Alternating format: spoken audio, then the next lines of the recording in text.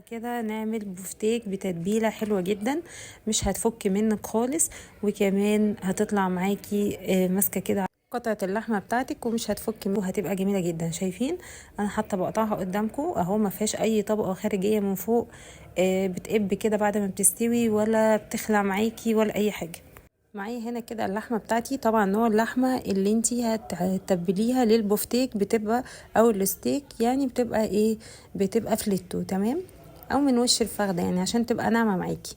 هتروح عند الجزار هيقطعها لك شرايح بالشكل ده، وانتي بقى تاخدي الشرايح بتاعتك هتفرديها كده بين كيس تلاجة، وهتبدأي بقى كده ايه تضغطي عليها تبططيها بحيث انها تبقى رفيعه جدا، علشان لما بتنزل الزيت بتكش معاكي تمام. فانتي لازم تفرديها كويس جدا بالشكل اللي انتوا شايفينه ده اهو. شايفين طبعا هعمل الكميه كلها بالشكل ده. هجيب هنا كده معلقه من الثوم صغيره، نزلت عليهم بواحد بيضه، وهنزل عليهم كمان بملح وفلفل اسمر، وهنزل عليهم برشه كده من الملح.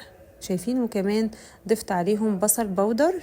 يا جماعة البصل البودر احلى بكتير من البصل عصير البصل مع البفتيك، وكمان برشة صغيرة كده من جوز الطيب بتدي طعم حلو جدا للبفتيك.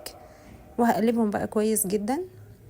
الطبقة بقى بتاعة البفتيك يا جماعة بتبقى ماسكة كده كويس جدا جدا. التتبيلة دي لو انتي حطيتي مية البصل زي ما كل الناس بتحط بتعمل قشرة خارجية، مجرد ما بتطلعيها من البوتاجاز بتاعك او من الطاسة سوري، بتلاقيها قبت لفوق، وكمان خلعة من اللحمة بتاعتها من قطعة اللحمة، فيبقاش ليها شكل ولا طعم. هسيب بقى كده التتبيله اللحمه بتاعتي دي في التتبيله كده لمده نص ساعه ولا ربع ساعه. وهجيب هنا بقى دقيق وبقسماط كريسبي وفيجيتار تمام، وهنقلبهم على بعض كده كويس جدا. وطبعا هو الفيجيتار متبل وكل حاجه، لو مش ما عندكيش مثلا فيجيتار ممكن تحطي بقسماط ودقيق مع بعض، وتحطي ملح وفلفل والتوابل بتاعتك. شايفين هنقلبهم كويس جدا بالشكل ده. وهنبدأ بقى ناخد قطعة اللحمة وننزل بيها على طول على التتبيلة اللي احنا عاملينها. شايفين هي شربت كده التتبيلة بتاعتها. بنزل بقى كده وبقلب اهو، بتبقى بالشكل ده وعلى زيت سخن، وانزل على طول في الطاسة بتاعتي بالشكل ده.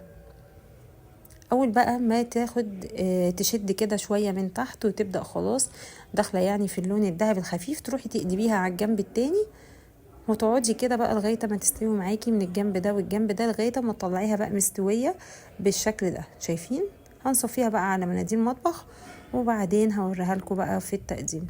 وده بقى شكل البفتيك بتاعنا. اتمنى بقى ان انتوا تجربوا الوصفه دي وتعجبكم.